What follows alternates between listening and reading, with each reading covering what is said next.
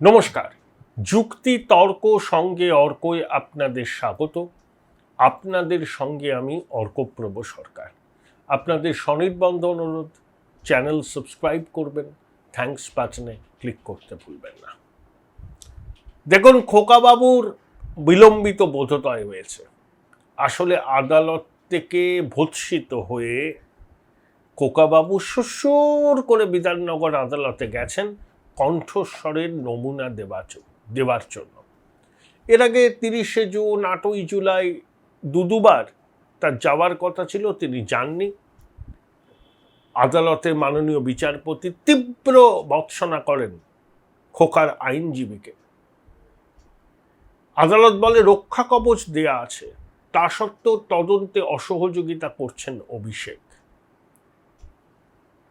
এবারও তিনি যদি না যান তাহলে তার রক্ষা কবচ প্রত্যাহার করে দেওয়া হবে। পালে বাঘ পড়েছে, এই ভাবনায় সুসুর করে খোকা চলে গেছেন 15ই জুলাই বিধাননগরে বিচারকের সামনে তার কণ্ঠস্বরের নমুনা দেওয়ার জন্য। তার উপর যাতে ডিম থেরাপির প্রয়োগ না হয় সেজন্য রাজ্য প্রশাসনও উপযুক্ত ব্যবস্থা করেছে।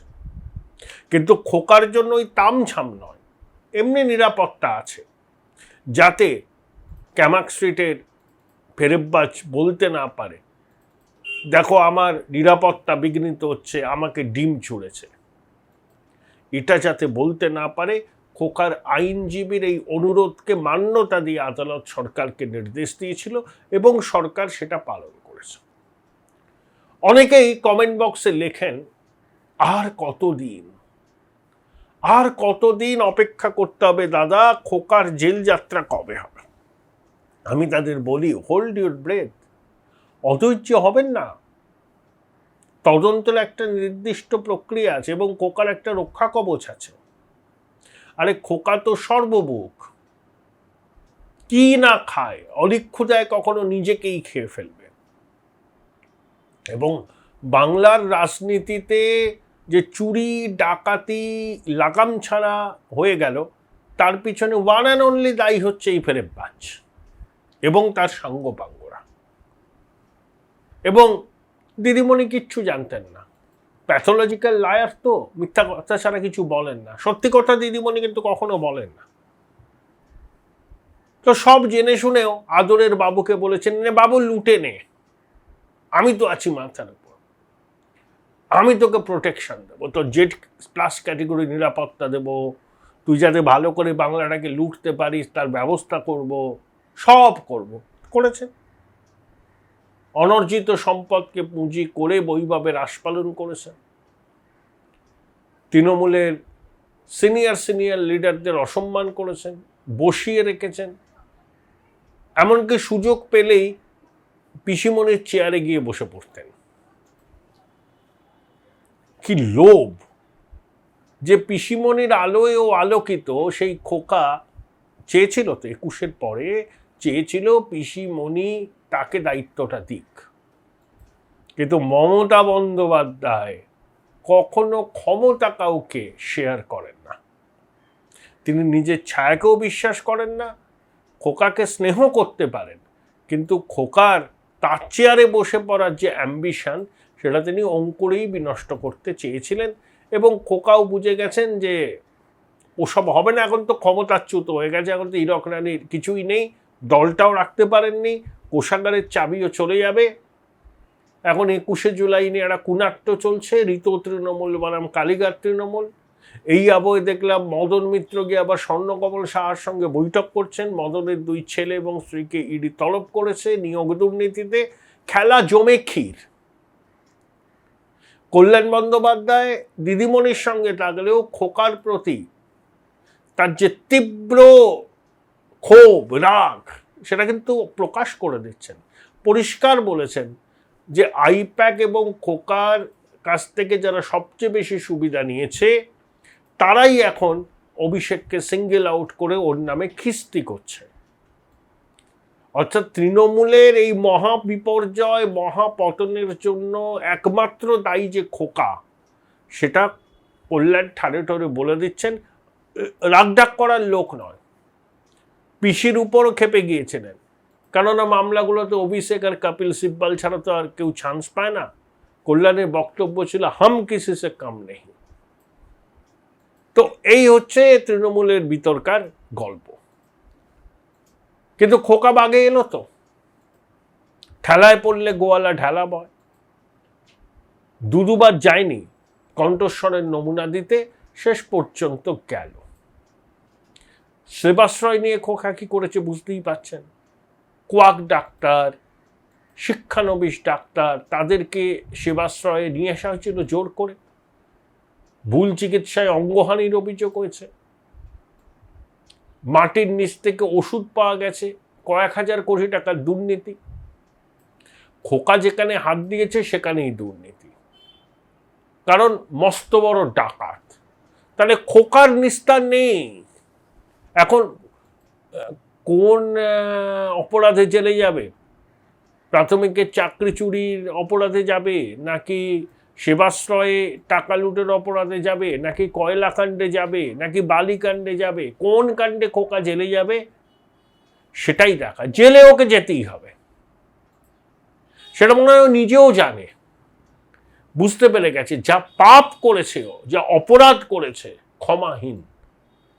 এই অপরাধের কোনো ক্ষমা হয় না। তারপরে তো সর্বশেষ ওর বিমান কেলেঙ্কারি, হেলিকপ্টার কেলেঙ্কারি, এমব্রেয়ার লিগ্যাসি, অগস্তা হেলিকপ্টার, কেয়ারওয়েল অ্যাভিয়েশন, তোলামূলের টাকা দিয়ে হেলিকপ্টার প্লেন কিনে তোলামূলকেই চড়া ভাড়া দিয়েছে। অর্থাৎ তোলামূলের অ্যাকাউন্ট থেকে বারে বারে ওই কোম্পানির অ্যাকাউন্টে গেছে টাকা। আবার কেমান আইল্যান্ড থেকে আনসিকিউর্ড লোন নিয়েছে 1.7 মিলিয়ন।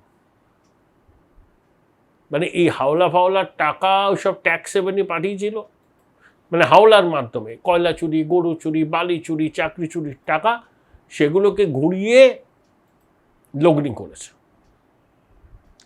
কত বড় দুর্বৃত্ত ভাবুন। বাংলার মানুষ এগুলো দেখতে কোনোদিন অভ্যস্ত ছিলেন? আর হীরক রানী কিচ্ছু জানতেন না। এখনো এমন এরা ভাব করছেন যেন অপাবৃদ্ধ।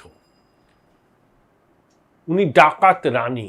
কুণালদা বলেছিলেন না, সব থেকে বড় সুবিধাভোগী সারদার। এখনো কথাটা প্রত্যাহার করেননি। কিন্তু যাক, খোকা বাগে এসছে, বাগে এসছে। আসলে আদালতে ঘুরে ঘুরে রক্ষা কবচ নিয়ে বেড়াচ্ছিল অনেকদিন। এখন তহবিলেও একটু টান পড়েছে।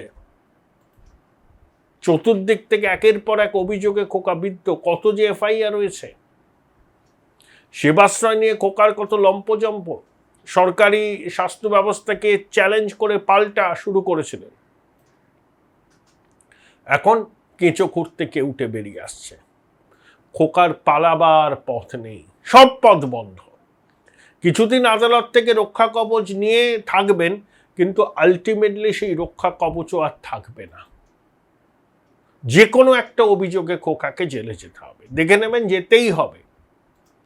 দুর্নীতির সব থেকে বড় মাথা হচ্ছে এই পিসি ভাইপো। কালীঘাটের টালির চালা সব দুর্নীতির পাঠশালা।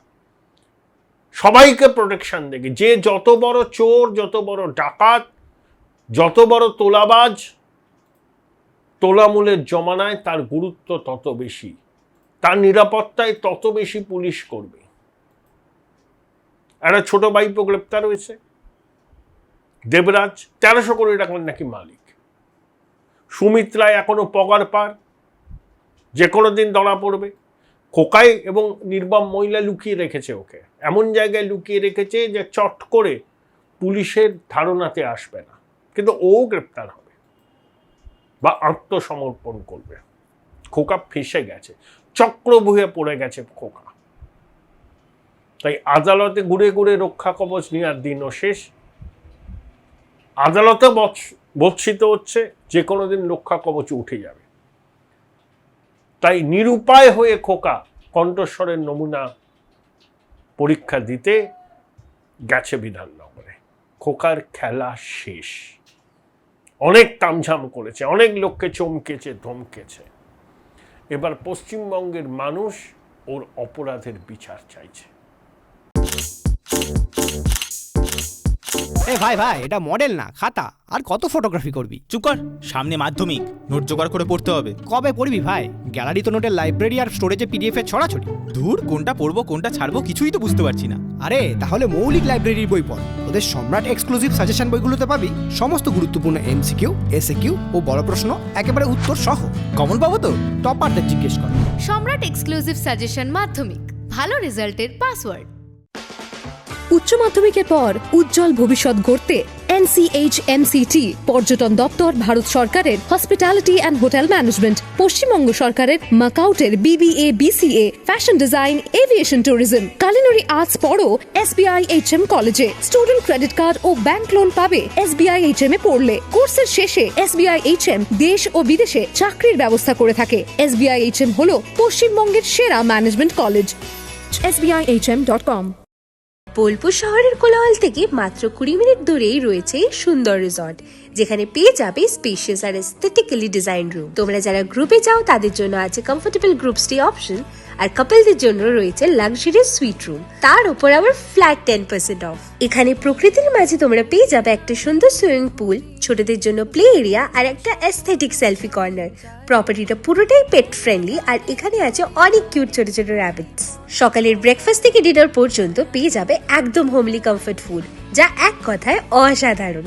বেঙ্গলি কুইজাইনের সাথে সাথে পেয়ে যাবে চাইনিজ আর নর্থ ইন্ডিয়ান অপশন। বিকেলে বনফায়ারের আলো, বন্ধুদের সাথে আড্ডা আর খোলা আকাশের নিচে গ্রাম বাংলার হাওয়া, পুরোটাই এক অপরূপ অনুভব। তাহলে বলো তোমরা কবে প্ল্যান করছো এই পিসফুল এসকেপটা? And don't forget to follow miss cupcake for more such travel updates.